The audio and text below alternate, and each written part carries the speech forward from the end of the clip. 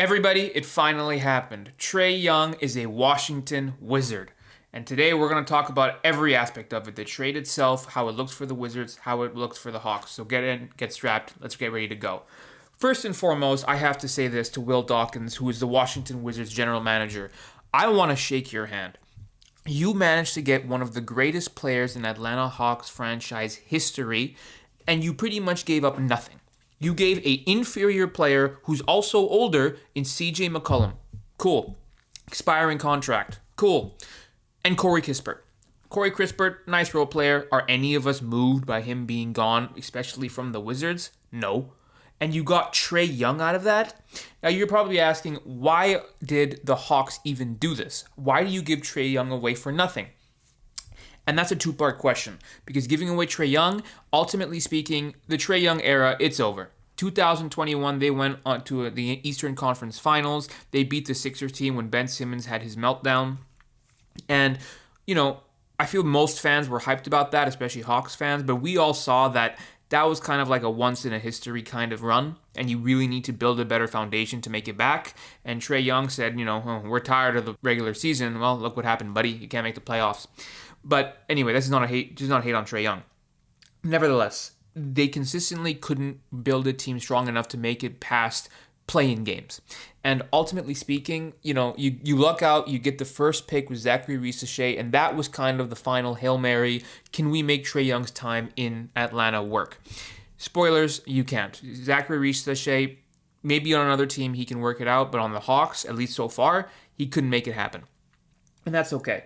But the Hawks decided we need to move off Trae Young, and I don't mind this. The problem I have is if you would have done this a year earlier, you probably could have got more out of them, but you didn't.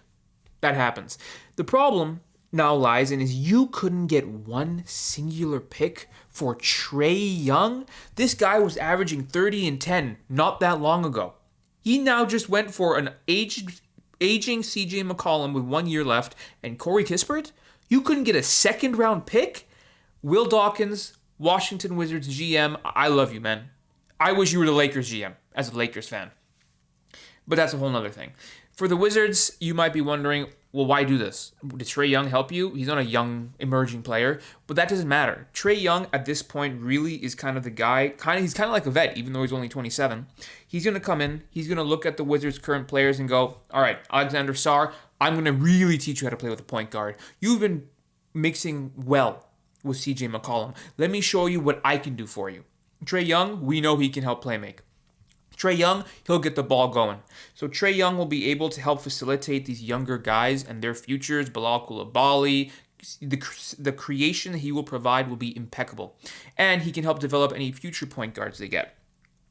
Also, at the end of the day, he's not old. He's not CJ McCollum old where you have to figure out what you're going to do with the guard position by next year. When this is what it all ties into, Trae Young, you might be wondering, why does Trae Young want to go to the Wizards? The last couple days, hours really, it came out and emerged that he wants to go to the Wizards. He wants to go there. You might be wondering, why would I want to go from at least a semi-contending Atlanta Hawks, where I built my entire career and legacy here so far, to the Wizards, bottom feeder? It's because, and this is what matters to a lot of NBA players, and justifiably so, money. I don't think Trae Young says, I want to go to Washington unless he knows he's going to get his extension. And so the Wizards say, okay, we can give an extension to this once all-star, but still all-star caliber player in Trae Young, and he's going to help build this bridge and this gap and help us bridge that gap. And if it doesn't work out with Trae Young and the Hawks, well, the time he puts in help building the guys is worth it. You gave up pennies on the dollar. Realistically speaking, if you're the Wizards and you don't do this deal, CJ walks away, you have a bunch of money to do what? No one's signing there. So you probably would have gotten something worse than Trae Young anyway. So it's absolute win. You didn't give up any picks, so who cares? And then on the Hawks side, you all did this for one simple reason. You want money next year to hope that you get someone. That is a bold decision to make. I respect the decision. Here's my problem. Atlanta is good. And it's not inherently a bad idea because people might sign there, but it's not Los Angeles or New York where it's a hub of free agent destination. It's not bad, but it's not amazing. So with that in mind, okay, We have to hope someone will sign here, but also you didn't get any quality capital for the guy you just traded for. You got CJ McCollum, who, he'll get you some buckets. He can pretty much do what Trae Young does, but worse at this point in his career. So that's not great. Corey Kispert, another rotation player. I mean, great. He's not a starter caliber player, so I don't know how much value he'll really provide.